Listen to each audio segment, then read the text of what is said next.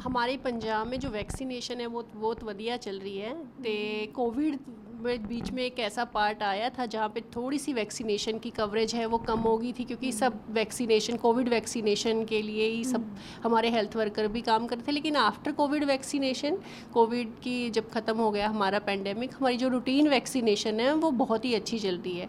जैसे जो भी हमारे नेशनल प्रोग्राम में, जैसे मिशन इंद्रधनुष में जितने भी 5.0 जितने भी वर्जन आए हैं हमारे, इससे पहले अब जो लेटेस्ट चल रहा है वो 5.0 चल रहा है, तो पंजाब भी उसके अकॉर्डिंग कर रहा है। हमारा जो वैक्सीनेशन डे है पूरे पंजाब में, हम जो नॉर्मल रूटीन इम्यूनाइजेशन डे बनाते हैं वो बुधवार को बनाते हैं।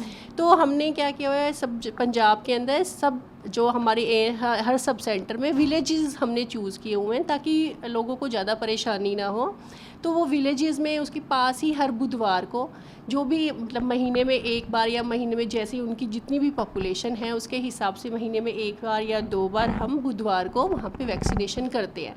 इसके सिवाय जब अब जैसे कि जो हमारा वैक्सीनेशन वीक चल रहा है हमारा 24 अप्रैल से 30 अप्रैल तक, तो इसमें हम ज़्यादातर तो क्या है कि हर रोज़ वैक्सीनेशन हम लगा रहे हैं। स्पेशली ऐसे एरिया में हम वैक्सीनेशन करते हैं जहाँ पे कवरेज ज़्यादा है, कवरेज कम है।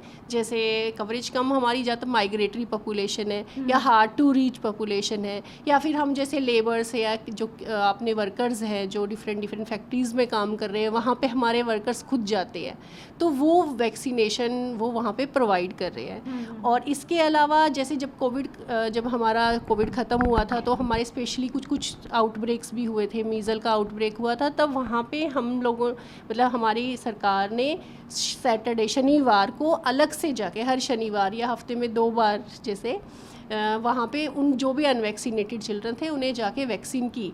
तो अब हमारी जो कवरेज है वो काफ़ी अच्छी हो गई है। जो हमारा नेशनल फैमिली हेल्थ सर्वे था उसमें जो हमें देखी है कि हमारी जो नेशनल फैमिली हेल्थ सर्वे में जो हमारी इम्यूनाइजेशन की पंजाब में जो कवरेज आई है वो जो अर्बन में है वो 73% है और रूरल में है 78% के अराउंड है। हाँ जी, और जो टोटल है अराउंड 76 है। ये फिर पिंडा विच लोग अवेयर है। नाले साडा जेड़ा जे हेल्थ वर्कर है, स्पेशली ਜਿਹੜੀ आशा वर्कर है, ਉਹ बहुत अच्छी ਉਹਦੀ पकड़ हैगी है ਪਿੰਡਾਂ ਵਿੱਚ ਨਾ, ਤੇ ਔਰ ਪੋਪੂਲੇਸ਼ਨ ਇਕੱਠੀ ਹੀ ਰਹਿੰਦੀ ਹੈ, तो उन्होंने वैक्सीनेशन करने च इन्नी प्रॉब्लम नहीं आती। आशा वर्कर होंदी है वो पहला की करते हैं, सारे सब सेंटर च पहले एक वो लिस्ट बनाते हैं अपने यूविन पोर्टल तो लेके, एक पहले ही किहड़े बेनीफिशरी है जिहड़े अनवैक्सीनेटेड है जिन्हां दा हुण टाइम आ गया वैक्सीन करन दा, वो सारे एक लिस्ट बनाते हैं।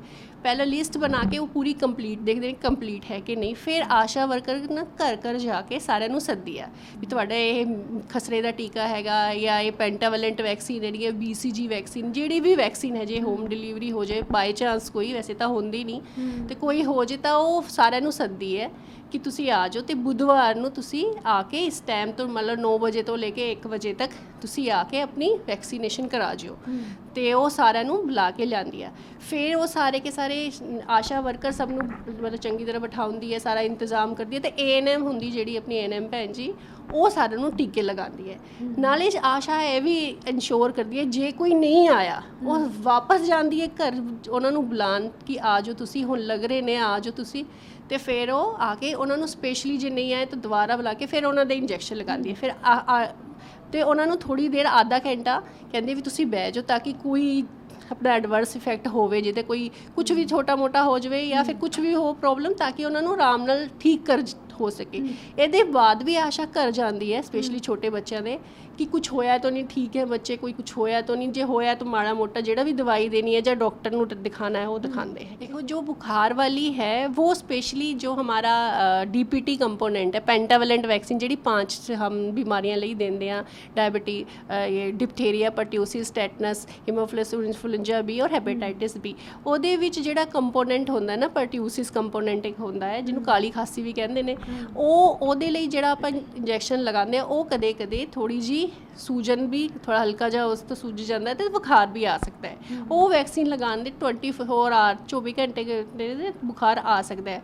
तो वैसे ऐदा नहीं है जरूरी आना ही आना है, पर ये ਬੁਖਾਰ ਇਹ ਸਾਬਿਤ ਕਰ ਰਿਹਾ ਜੋ ਛੋਟਾ ਬੁਖਾਰ ਹੈ ਕਿ ਤੁਹਾਡੀ ਵੈਕਸੀਨ ਵਧੀਆ ਕੰਮ ਕਰ ਰਹੀ ਹੈ। ਇਹ ਇੱਕ ਲਗਾ ਲਓ ਵੀ ਵੈਕਸੀਨ ਕੰਮ ਕਰਦੀ ਹੈ ਜਦੋਂ तो बुखार आता है। नहीं, ऐसा ज़रूरी नहीं है कि आना है, पर आ रहा है तो ऐसी कोई बड़ी मतलब मुश्किल नहीं है। बस जस्ट हम यूँ कह देते हैं उनको कि आप अपना जो इस बच्चे को कोल्ड स्पॉन्जिंग जैसे है कि बर्फ़ जो लपेट के, जैसे अब जो सीज़न चल रहा है गर्मियों का, कि कॉटन के कपड़े में एक बर्फ़ लपेट के उसकी थोड़ी सिकाई कर दे, ठीक है। और साथ में हम पीसीएम भी बच्चे के साथ में दे देते हैं कि अगर बुखार आ गया तो दे दो। हम ये कहते हैं कि अगर बुखार आया है तब देनी है, अगर नहीं आया बुखार तो पीसीएम नहीं देनी होती। तो कई बार पेरेंट्स ज़्यादा टेंशन में आके पहले ही दे देते हैं, तो वो नहीं करना होता। तो छोटी मोटा ये फिर एक दो पीसीएम की टैबलेट से ठीक हो जाता है। अगर कुछ ज़्यादा हो तो फिर वैसे बहुत ही कम देखने को मिलता है, तो हमारे पास लेके आ जाते हैं। दूसरी बात जो आपने कही, जो बांझपन वाली बात है, बांझपन की बात देखो, एक पहले हमारे, आपको शायद पता होगा, अब तो हमने पोलियो जैसे कर दिया, पहले पोलियो के बारे में भी ऐसे ही बातें करते थे कि पोलियो है वो बांझपन लेके आ जाता है, ठीक है। ऐसे ही अब हमारी गवर्नमेंट ने जो इतनी महंगी जो वैक्सीन है, HPV वैक्सीन जो सर्वाइकल कैंसर के लिए हमने दी है, जो इतनी महंगी आती है, वो फ्री ऑफ कॉस्ट मिल रही है 14 से 15 साल की लड़कियों के लिए।